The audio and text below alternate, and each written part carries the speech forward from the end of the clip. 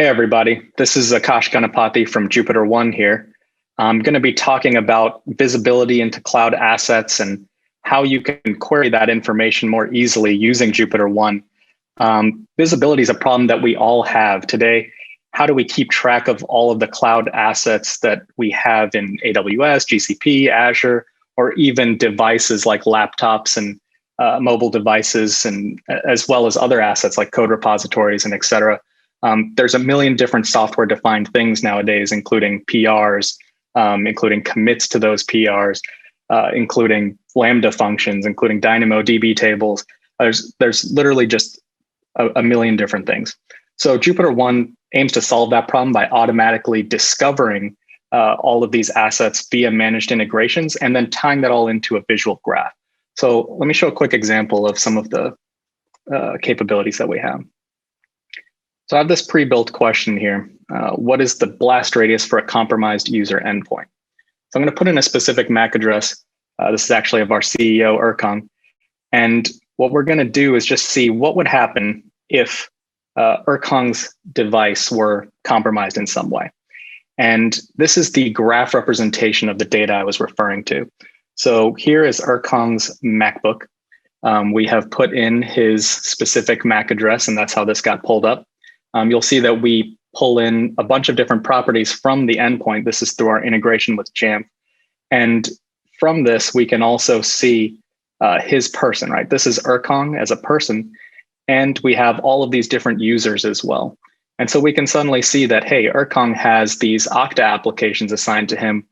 He has these AWS roles assigned to him, the developer and administrator AWS IAM roles. He has a Bitbucket account. He has a Microsoft 365 account. He has even more Okta applications over here with his other account. And the idea is that, hey, now I know right away, this is how everything in my environment connects back to Erkong and back to his MacBook. And that's really just a taste of what JupiterOne is about. We're integrating data from a variety of sources across your security program. So we're pulling in data from AWS, GCP, Azure, Snowflake, the CSP. We're pulling in data from the IDPs like Okta, Duo, OneLogin, and Google SSO. We're also pulling in data from vulnerability scanners, code scanners, endpoint security agents, even security awareness training like KnowBe4. You kind of name it, and we want to be able to pull that data in and map it all together so you have 100% visibility into everything that's going on in your environment. So I'm going to show you another example of the kind of useful things we can do here. And one really important aspect of JupiterOne is that we've written a query language called J1QL that allows you to question your data in a very precise way. Now we have a query library of a bunch of pre-written questions and queries. As I used one before, there's over 340 of these, but you can also write your own. So if you just want to say something like find a user or a user group that has been assigned an access role,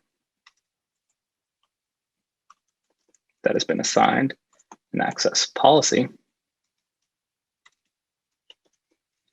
and we're going to return the graph here.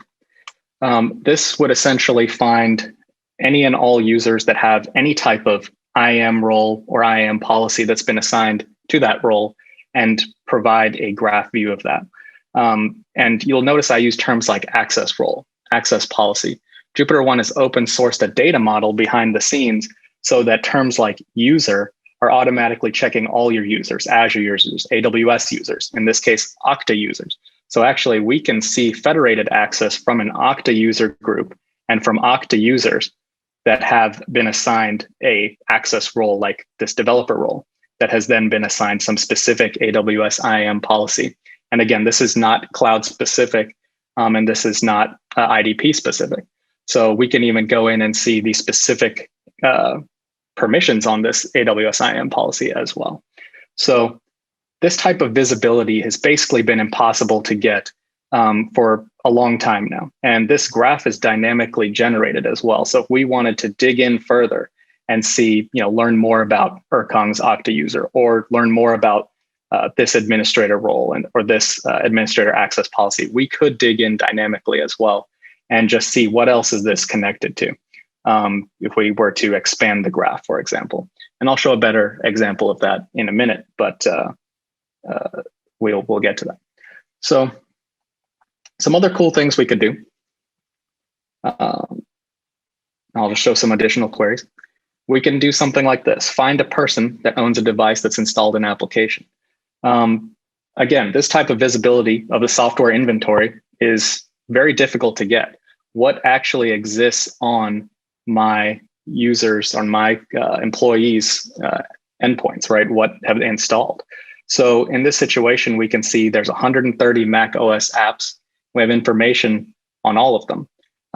And that information is very hard to typically get. We could dig in specifically and see who else has other apps, specific apps installed if we modified this query. And again, this graph is completely dynamic. So if we need to dig in further for any reason, we can do that. And I'll show you a great example of why we might want to do that. So let's say we jump over to the alert section of the app. Now, you can imagine that if you had all this querying, you definitely want to be able to monitor specific configurations like, hey, let me know when my S3 buckets are unencrypted, or when my S3 buckets are publicly accessible. Let me know when there are inspector findings or guard duty findings of certain severity. And that's all very, very possible in JupiterOne. So I'm just going to quickly filter to some guard duty findings here, just to show you some of the additional context we can provide around a given finding. So I'll show you both of these actually.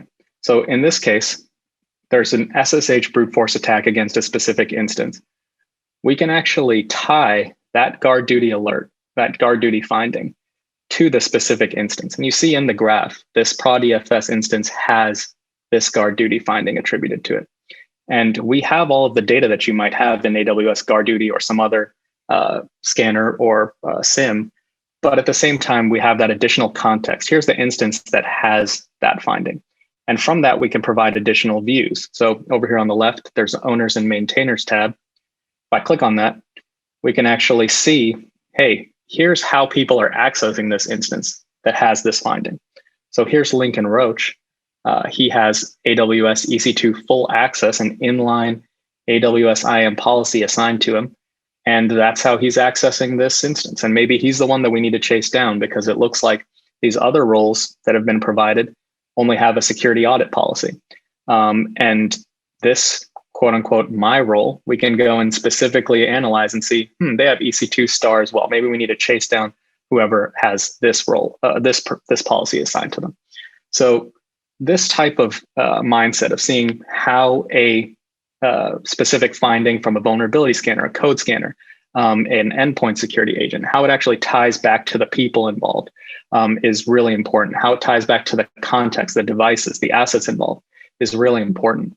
And we have an additional view here, the network path. How is this instance getting access to the internet? So this instance is protected by this Launch Wizard 5 security group in this demo environment that provides access, egress and ingress rules provided here to the internet. And again, you see that this context could be really useful when you're trying to triage some findings, or if in an IR situation, if you're trying to respond to some incident. In this scenario, we've just embedded a query in the UI. So actually our entire architecture is API driven. So this is not like a UI first approach. This is a completely API first approach. If you wanted to work in a separate environment, if you wanted to ingest this data to another tool or an internal script, that would be very easy to do. You can also add data to the graph beyond the integrations that we provide. Some of the additional alert triggers that you can set up for any alerts that you might configure. And by the way, we also allow you to import rule packs as well. So we have a bunch of pre-built rule packs like AWS config rules that you can import without having to actually host these in your environment. All of these rules can be configured with additional with additional action triggers. So for example, S3 buckets should enable access logging. Very simple query in J1QL, find AWS S3 bucket with logging enabled, not equal to true. And we can trigger additional actions when this query returns results. So we could send an email to recipients. We can send Slack messages. We can create Jira tickets. We could create ServiceNow incidents. We could publish an SNS or SQS or send an SQS message. We could also webhook to another application. So all of these triggers are possible. So if you want to have an auto remediation approach, like I will automatically trigger a Lambda via SQS, that's possible. If you want to take a chat ops approach, I will let people know in a specific Slack channel. That's also possible. The entire configurability is available for you. And this is also doable via API as well. So again, the extensibility of our platform is really the most powerful aspect. So I'll dig into where this data is coming from. I'm sure that's a question, like, where is all this data coming from? So if we jump over to integrations now, you'll see that we have, as I mentioned before, a host of integrations that we manage. You'll also notice that a custom integration is possible. So you'll see cloud service providers, you'll see hosts, you'll see website hosting, you'll see endpoint security agents, you'll see MDMs, you'll see vulnerability scanners, code scanners, and you'll see workflow as well, right? Like Slack, ServiceNow, Jira. And the idea is that whether it's a code scanner, whether it's a MDM, whether it's your repository, source control, everything should be visible, right? You should know everything that's going on. And the approach that we take is 100% agentless to ingestion. So we use the APIs that are native to the source. We ingest all of the properties that we can, and and we also ingest the tags that you might be using at the source as well. So if we were to just go look at all of the assets that exist in this account and pull up, let's say, some data stores, you'll notice that there's this term data store. And what does that really mean, right? And when I click on it, you'll see that there's a bunch of subtypes to this class. And this is what I was referring to earlier, the open source data model. So we have basically done the hard work of understanding, what is a Dynamo DB table? What is an EBS snapshot? What is an RDS cluster? What is a Google storage bucket? And determine that these are all could be classified as a data store. So for the purposes of querying your environment, you can actually just search across data stores and automatically search across all these different types or services in your cloud service providers. So whether you want to just check, hey, are my data stores encrypted that are in production? You could check that across all services in a single query. And as I mentioned previously, you can also leverage your own tagging and your own custom properties in the queries as well. So we ingest as many properties as we can. I've pulled up an AWS S3 bucket here. But if we go to tags, you'll also see that I'm pulling in a variety of tags from the account. And these would automatically be generated as part of the data model because the dynamic schema behind the scenes. So no matter what tags you're using, we'll ingest them. And let's say you need to write your own custom query, right? I'm over here now, and like I just talked about, let's say we want to find data stores with encrypted are not equal to true, and they're in production. And let's just go ahead and say, the classification is not equal to public. So in this situation, this is truly a problematic list of data stores. They're not encrypted, they're in production, and they haven't already been classified as public by us. So why do they exist? We have to know. And here they are. We need to go dig into all of these. And from any query that I write, I can save the question to the query library, just like the other 340 questions that are already there. I can also create an alert from the query directly from the landing page as well. So I can, again, send an email, send a Slack message, create a Jira ticket, and this will happen proc automatically based on the results to this query. So these are just being evaluated constantly. Anytime there's new data coming to your account, or every hour, or however frequently you set the alert, it will be evaluated and you will be notified. In this case, I use the Datastore class, as we mentioned before, and you can see that this is searching across S3 buckets, EBS volumes, Elasticache clusters, and more. And this would search across clouds as well. So the idea is that even if my team were to start using a new service tomorrow, let's pretend they don't use Redis today and they're going to start using Redis tomorrow, then this query, if I saved it as an alert, would still notify me if if they spun up a new instance, a new Redis cluster tomorrow, and there was any non-encrypted data in that. And that's very valuable, just to know that you have that kind of broad view, that you can set up generalized rules. And really this boils down to the idea of policies as code, right? Security policies as code. We take this one step further beyond alerts and actually allow you to tie these directly to your compliance controls as well. So evidence collection is a nightmare for a lot of teams. It's a very manual process, a very time-consuming process. And what we allow you to do is, import a set of kind of standard compliance frameworks that you might have to work with, PCI, SOC 2, HIPAA, whatever it might be. And you can also add your own frameworks into the app as well. And if you, work through one of these controls, one of these standards, you can actually map automated evidence collection to each control. So you'll see that for SOC 2, we actually, out of the box, already have implementation evidence for about 60% of all of these controls. And so if we were to go and dig into one of these, I'll look for something that has a gap detected, the data classification model. We can actually see that there were queries that have been tied to this specific control to provide evidence of whether things are going well or not going well. So all these data stores do not have proper classification tags, which is necessary for the classification model. And this query has been attached as evidence to this compliance. So to this compliance control. So again, this kind of helps with the automated evidence collection and relieve some of that manual effort from development teams, from DevOps teams and engineering teams to provide this evidence to a compliance team. And even compliance teams themselves can use this as a GRC to essentially upload data, assign the specific controls, modify it, link out to other data, manage their policies and procedures. Really, the entire process can live in this app as well. Something else that's interesting is that we, out of the box, come with the CIS AWS benchmark for import. If you're using AWS, we'll actually have all of the controls mapped with specific technical evidence that you could essentially go in and immediately know how compliant you are with CIS without any extra effort. It's just right away. So you could integrate your AWS account in just a matter of minutes with our CloudFormation stack, get in and start leveraging the CIS benchmark right away with a single import. All of these queries are pre-mapped and understand your gap right away as well. So a lot of value there right out of the box, as well as in alerts, those rule packs for AWS config, for example, and other like GCP and Azure alerts as well.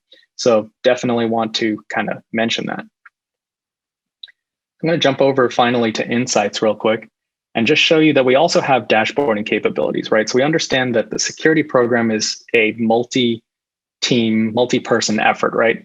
So it requires folks from every level with all types of technical background to be involved. And we have a bunch of high-level dashboards and metrics as well that you can report on. You'll see that we have these pre-built dashboards over here on the left-hand side, but all of these are actually editable and configurable as well. You can build your own dashboards and BI into the tool. So all of these widgets are essentially just the same queries, just in visualized form. So any query that you run on the landing page can be exported to the insights page. You don't have to actually write these queries from scratch. You can just export them from the landing page into a dashboard. And you can also leverage our pre-built insights dashboards as well. So here we're looking at Aws S3 Security, and we can see very useful information here, like which S3 buckets have been granted full access to anyone besides the account owner, which S3 buckets that are not public are exposed via public EC2 instances.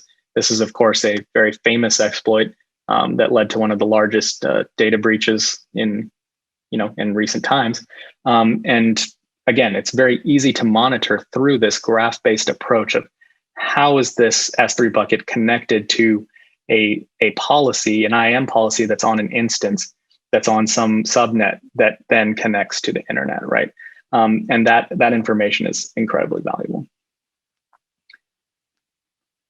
So with that, I just want to mention that we actually are completely free to use. JupiterOne is a free tool. Of course, if you have enterprise use cases, that does come at a cost, but there's actually every feature you've seen today is completely 100% free to use, as long as you're not, a massive organization. So I strongly recommend getting involved. And if you are a massive organization, you'll probably find that we're still very competitively priced.